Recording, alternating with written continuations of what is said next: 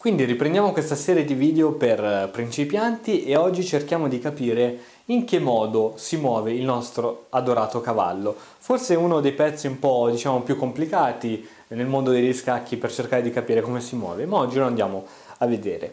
Innanzitutto la prima regola che ti devi ricordare è che l'unico pezzo, a parte delle mosse speciali come l'arrocco, è l'unico pezzo che può scavalcare gli altri pezzi. Che cosa significa? Che se ha un determinato movimento, lui, pur avendo un pezzo davanti e qualsiasi altro pezzo che sia la torre, l'alfiere, la regina, il re, non possono scavalcare. Per esempio la donna in questo momento è bloccata, il re è bloccato, l'alfiere è bloccato, mentre il cavallo può saltare. Per esempio, quella è una mossa che può fare il cavallo. Quindi il cavallo ha questa capacità, per questo è un pezzo anche diciamo raro, che è molto utile nelle condizioni di traffico, ovvero quando ci sono tanti pezzi sulla scacchiera, quindi lui può saltare i diversi pezzi e quindi andare ad infilarsi nello schieramento avversario in modo molto insinuoso. Ok, proprio per questo motivo, perché i cavalli possono saltare, sono i pezzi che solitamente vengono mossi all'inizio di una partita, quindi far uscire fuori i cavalli significa andare subito a controllare le case centrali. Innanzitutto andiamo a vedere come si muovono questi cavalli. Il movimento del cavallo è un movimento a L, ovvero che fanno due passi in una direzione e poi girano. Per esempio, il cavallo fa due passi in una direzione, uno, due e poi gira, o di qua o di qua. Qui non può perché in questo caso c'è il pedone. Oppure può fare due passi in avanti e girare. Uno, due e gira, o di qua o di qua. Oppure può fare due passi indietro, girare. Uno, due, gira di qua, ma non può, c'è la donna e ritorna nella sua casa iniziale. Può fare due passi in qualsiasi direzione, tranne che in diagonale, e andare a posizionarsi. Per esempio, supponendo che qui c'è questo pedone in questa posizione, il nostro cavallo può posizionarsi davanti alla donna, sia questo che questo. 1, 2 e gira e va qui, oppure 1, 2 e gira. Quindi i nostri cavalli, come vedi, possono fare questi salti che li rendono dei pezzi veramente forti.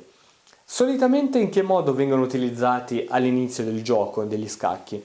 Vengono utilizzati e vengono mossi solitamente dopo il pedone. Cosa succede? Che se noi posizionassimo questo cavallo qui, abbiamo questo pedone, il pedone posizionato dietro al cavallo che è bloccato. Quindi solitamente si preferisce spingere di due il pedone e poi far andare dietro il cavallo. Sapendo appunto la mossa del cavallo e conoscendo anche come mangia il pedone, noi abbiamo queste due case bianche, in particolare B5 e D5, che sono ipercontrollate, sia perché il pedone può mangiare in questa direzione che in questa direzione, sia che il cavallo può mangiare in questa direzione e in questa direzione. Quindi andiamo ad occupare delle case centrali posizionate verso lo schieramento nero, perché da qui in poi possiamo dire che siamo nello schieramento bianco dalla quarta traversa in giù, ma dalla quinta andiamo già a controllare delle case che appartengono allo schieramento avversario. La stessa cosa però non possiamo dire invece del versante del re. Da qui, dalla metà scacchiera dove c'è la regina, si chiama il versante della regina o l'ala di donna, e qui abbiamo l'ala di re o il versante del re. La stessa cosa non possiamo fare, almeno si fa in alcune aperture, ma se sei all'inizio ti consiglio di non farlo, ovvero quello di spingere di due questo pedone per poi evitare che rimanga bloccato e posizionarci dietro il cavallo. Questo non si fa perché?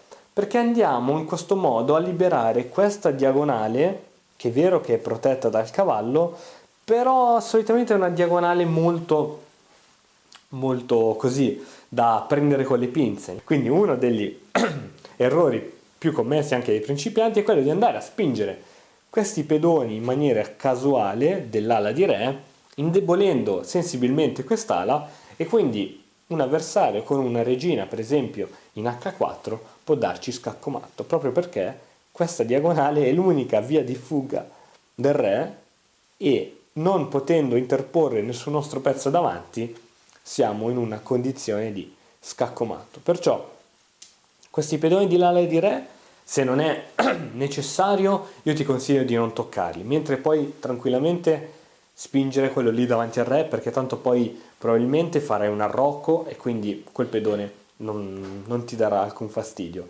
Ma sicuramente di iniziare a svilupparti sull'ala di donna, quindi spingendo pedoni, tirando fuori i pezzi, eccetera. Ricordati sempre che tirare fuori dei pezzi significa mettere in gioco